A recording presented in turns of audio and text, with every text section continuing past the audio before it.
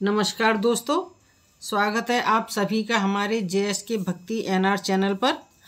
आज मैं आपको काशी के कुछ प्रमुख स्थलों के बारे में और घाटों के बारे में बताऊंगी, ताकि आप जब भी काशी जाएं तो वहां जाना न भूलें।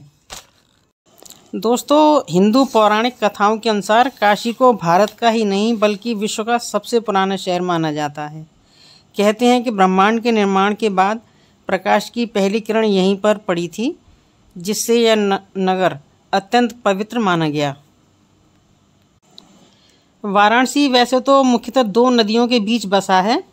पहली नदी है वारुणी और दूसरी है असी नदी।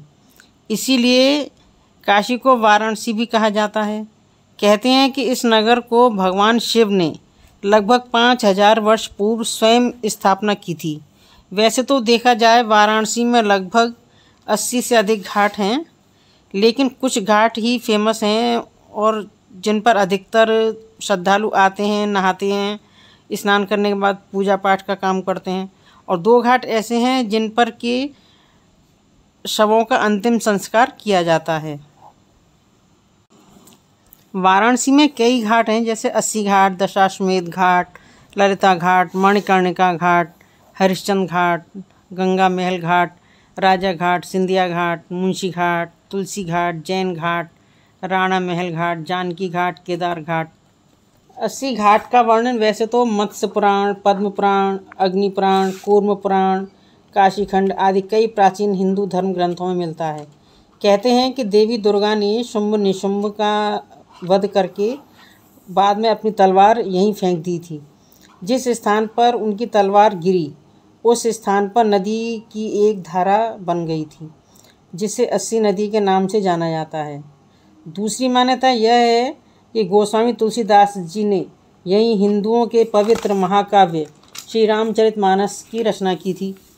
काशी के घाटों में से 80 घाट सबसे प्रमुख घाटों में से है।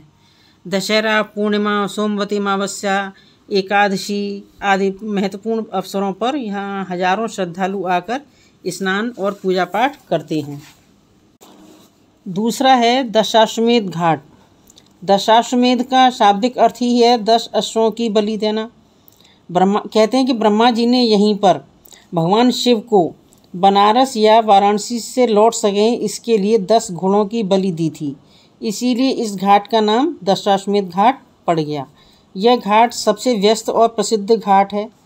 प्रतिदिन यहाँ हजारों की संख्या में श्रद्धालु आते हैं और स्नान करने के बाद पूजा अर्चना करते हैं। गंगा माँ की भव्य आरती भी इस घाट पर होती है। शाम के समय हजारों की संख्या में श्रद्धालु यहाँ एकत्रित होते हैं और गंगा आरती का आनंद उठाते हैं। तत्पश्चात मिट्टी के दिए गंगा में विसर्जित किए जाते हैं, जो नदी में तैरते हुए दीपक बहुत ही सुंदर दिखते हैं। अब है दोस्तों मणिकर्णिका घाट। वाराणसी में मणिकर्णिका घाट पर शवों का अंतिम संस्कार किया जाता है। कहते हैं कि यहाँ अंतिम संस्कार करने से व्यक्ति को जन्म मरण के बंधन से मुक्ति मिल जाती है। कहा जाता है कि यहाँ यह स्थल निर्माण और विनाश दोनों का प्रतीक है। लाखों लोग यहाँ अपने प्रियजनों के नश्वर शरीर के अंतिम संस्कार के लिए आते हैं और उनकी आत्मा की शांति के लिए आग की लपटों से प्रार्थना करते हैं। मणिकर्णिका घाट पर एक कुआं भी है, जिसे मणिकर्णिका कुंड भी कहते हैं। ऐसा कहा जाता है कि पृथ्वी के निर्माण के समय भगवान विष्णु ने स्वयं इसे खोदा था। वैसे तो मणिकर्णिका घाट दाह संस्कार की प्रसिद्ध है। मणिकर्णिका घाट के बारे में कई किंवदंतियाँ प्रचलित हैं। एक मान्यता के अनुसार माता पार्वती जी का कर्णफूल यहाँ एक कुंड में गिर गया था, जिसे ढूंढने का काम भगवान शंकर जी के द्वारा किया गया, जिस कारण यह इस स्थान का नाम मणिकर्णिका पड़ गया। दूसरी किंवदंती यह है कि भगवान शंकर जी माता सती जी के पार्थिव शरीर का अग्नि संस्कार किया गया, जिसके कारण इसको महाशमशान भी कहते हैं। एक और किंवदंती है कि यहाँ स्वयं आने वाले मृत शरीर के कानों में तारक मंत्र का उपदेश देते हैं और मोक्ष प्रदान करते हैं। रंग भरनी एकादशी यानी आमलकी के दूसरे दिन बाबा विश्वनाथ जी के गौना होता है। ऐसी मान्यता है कि इस दिन बाबा मसान होली खेलते हैं, जो कि काशी में मणिकर्णिका एवं हरिश्चंद्र घाट के अतिरिक्त पूरे विश्व में कहीं और नहीं मनाया जाता। इस घाट का निर्माण देवी अहिल्याबाई होलकर ने करवाया था। दशाश्वमेध घाट के पास ही है डॉक्टर राजेंद्र प्रसाद घाट। भारत के प्रथम राष्ट्रपति श्री राजेंद्र प्रसाद जी के सम्मान में उनके ही नाम पर 1979 में रखा गया था इस घाट का नाम। यहाँ पर भी गंगा की बहुत भव्य आरती होती है। इसके बाद मान मंदिर घाट आता है। यह मान मंदिर घाट भी राजेंद्र प्रसाद घाट से सटा हुआ है और जंतर मंतर के लिए प्रसिद्ध है। यहाँ पर एक वेधशाला भी है जिसे मानसिंह वेधशाला के नाम से जानते हैं। इस वेधशाला में आपको कई खगोलीय उपकरण देखने को मिलते हैं। मान मंदिर घाट निर्माण अजमेर के राजा सवाई मानसिंह ने 1585 में करवाया था। मान मंदिर घाट से आगे बढ़ते हैं तो हमें मीर घाट मिलता है। इसका निर्माण सन 1735 में उस समय के फौजदार मीर रुस्तम अली ने करवाया था। तभी से इसे मीर घाट के नाम से जाना जाता है। कुछ लोगों का कहना है कि मीर घाट का पुराना नाम जरासंध घाट था। मीर घाट के पास ही माँ विशालाक्षी शक्तिपीठ है जो अपनी उत्कृष्ट शिल्प कला से बहुत ही भव्य दिखाई पड़ती है। यह मंदिर दक्षिण भारत की शिल्पकला का एक उत्कृष्ट उदाहरण है। इसके बाद ललिता घाट पड़ता है।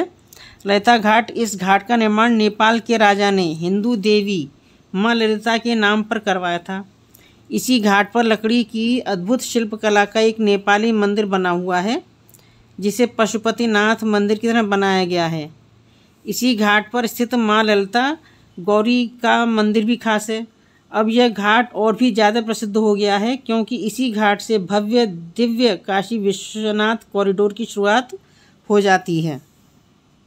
इसके बाद सिंधिया घाट पड़ता है। इसका निर्माण सन 1835 में ग्वालियर की महारानी बैजाबाई सिंधिया ने इस घाट को पक्का बनवाया था। तब से उनके नाम पर ही सिंधिया घाट, इस घाट का नाम सिंधिया घाट पड़ गया। इसके बाद आता है पंचगंगा घाट।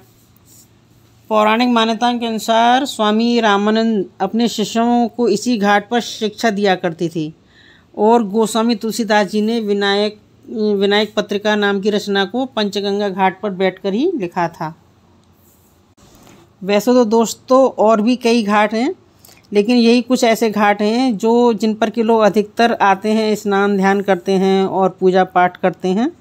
तो दोस्तों, जब भी आप काशी जाएं तो संध्या के समय वहाँ पर गंगा आरती का आनंद अवश्य लें।